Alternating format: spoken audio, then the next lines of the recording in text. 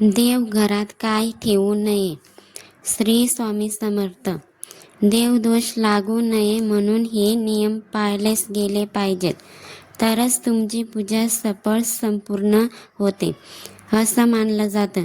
इथे जाणून घेऊया ह्याच गोष्टीबद्दल ज्या पूजेत केल्या नाही पाहिजेत, ज्या गोष्टी देवघरात ठेवणं अशुभ मानलं जातं. प्रत्येकाच्या घरात एक देवघर असतेच. या देवघरात सर्व देवताचे फोटो ठेवले असतात. घरातील सर्व सदस्य या फोटोची पूजा करतात. पण हिंदू धर्मात पूजेची निगडीत सर्व नियमाबद्दल सांगितलं गेलं आहे. या नियमाचं पालन केलं पाहिजे. देवघरात देवपूजा करताना अशा काही गोष्टी अजिबात ठेवू नये. या गोष्टी ठेवल्या तर देव कोपतो असं मानलं जातं. तुमच्या घरीही देवघर असेल तर एकदा नक्की ऐका. कदाचित चुकून तुम्ही ही चूक करत तर नाही आहात ना. तुमच्या देवघरात असं काही असेल तर लगेच काढून टाका. देवघरात धन पैसे दडवून ठेवू नये. देव्हाऱ्यात कमीत कमी देवमूर्ती अगर तसबिरी असाव्यात. एकच देवाच्या 2 अगर जास्त मूर्ती असू नये. त्यामुळे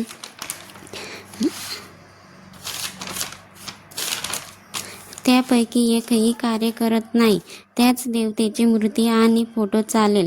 देवी निरनिराळ्या 2 असल्या तरी चालतील, त्यापेक्षा जास्त नको. दत्तक गेलेल्या घराण्याचे अगर बुडीत घराण्याचे देव देवघरात पुंजू नयेत. ते सर्वच विधिवत विसर्जन करून नवीन देव करावेत.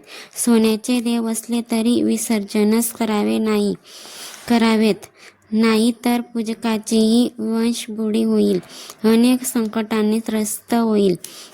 देव्हाऱ्यात भगवान शंकराची मूर्ती अगर फोटो पुंजू नये. घराचे वातावरण मशनावंत होईल, कारण भगवान शंकराचे सगुण स्वरूप मशनातच तांडव नृत्य स्वरूपात मानले जाते. संसारी माणसाने मारुतीची देवघरात पूजा करू नये. कुटुंबाचा वंश खंडित घेण्याची शक्यता राहते. घरात 6 फुटाच्या वर दक्षिणाभिमुख मारुतीचा फोटो लावता येईल. देवघरात शनीची पूजा करू नये. सर्व जीवन संकटमय अति उदास राहते. देवघरात मुंजा पुंजू नये. बाकीचे देव काम करत नाहीत, शिवाय त्या मुंजा सप्ततीपासून बंधनात अडकविल्यामुळे पूजा करूनही त्याचे फक्त शापच मिळतात. देवघरात गायत्री मातेची पूजा करू नये, कारण गायत्री मातेचे स्वरूप पराकोटीचे पवित्र आहे. शिवाय शिव पाळणे अति कडक असते. विटाळची स्त्रीची छाया देखील त्यावर पडलेली चालत नाही. देवघरात काळभैरवची पूजा देखील निषिद्ध मानली आहे. तो यम असून अति उग्र व कडक आहे. देवघरात म्हसोबा पुंजू नये. त्यामुळे कुलदेवीचे कृपाक्षेत्र कुटुंबावर राहत नाही.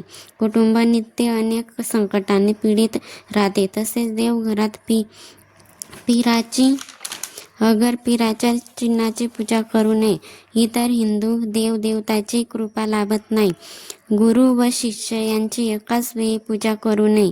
प्रथम गुरुची पूजा करावी, नंतर शिष्याची पूजा करावी. देवाच्या मूर्ती शोकेशमध्ये ठेवू नयेत. ते देव त्याच कुटुंबाचीच शोभा करतात.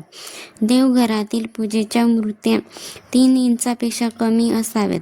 जास्त उंचीच्या मूर्त्या विसर्जन कराव्यात. देव्हाऱ्यातील देवांना माशी लागलेली असू नये. देव भग्न छिद्र पडलेले आसन, या युद्धे हालत असलेली, चिरा गेलेले, विद्रूप झालेले, पाण्यात टाकल्यावर बुडबुडे येणारे नसावेत.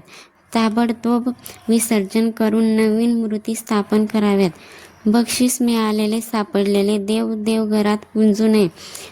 त्यांची पूजा केली असता ज्यांनी ते देव दिलेत किंवा ज्याचे ते देव आहेत, आपण केलेली पूजाचे फळ त्याच लोकांना मिळते.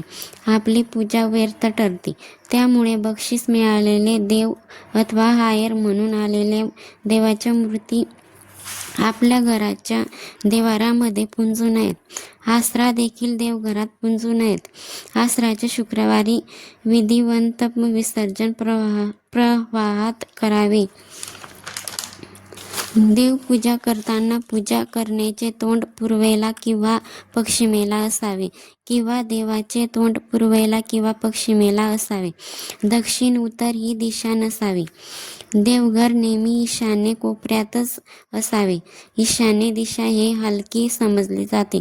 देवघर हे नेहमी लाकडाचे सागवाने असावे. ते संगमरवरी नसावे, कारण ईशान्य दिशा ही हलकी तत्वाची दिशा असल्यामुळे संगमरवरी जर देवघर असेल तर पुन्हा तिथे जड तत्व उत्पन्न होते आणि गोष्टी विरुद्ध दिशेने घडण्यास सुरुवात होते. त्यामुळे शक्यतो लाकडी सागवानी देवघर असावे.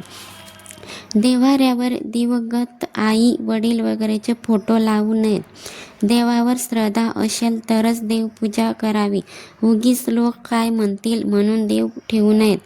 श्रद्धा असेल तर मात्र रोज सहस्ते पूजा करावी किंवा करवून घ्यावी. मनोभावे नतमस्तक होऊन देवाला रोज नमस्कार करावा. घरातील मंदिरात शिवलिंग ठेवू नका. देवघरात लोक शिवलिंग ठेवतात.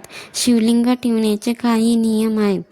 घरात एकापेक्षा जास्त शिवलिंग ठेवू नये असं शिवपुराणात सांगितलं गेलं आहे. शिवलिंगातून प्रत्येक वेळी ऊर्जेचा संचार होत असतो. त्यामुळे शिवलिंग नेहमी खुल्या जागी ठेवावे. त्यांचा आकार कधीच अंगठ्यापेक्षा मोठा नसावा. शिवलिंग हे पितळाचे असावे. त्यावर नाग नसावा. देवघरात नंदी नागासहित एकत्र महादेवाचे पिंड ठेवू नये, कारण आपण जेव्हा महादेवाच्या पिंडीवर अभिषेक घालतो तेव्हा त्या अभिषेकाचे पाणी नंदीवर पडते व नंदी हा महादेवाचा शिष्य आहे. ते पाणी नंदीवर पडल्यामुळे त्याचा कोप होतो आणि त्यामुळे आपल्यावर संकटे उद्भवतात.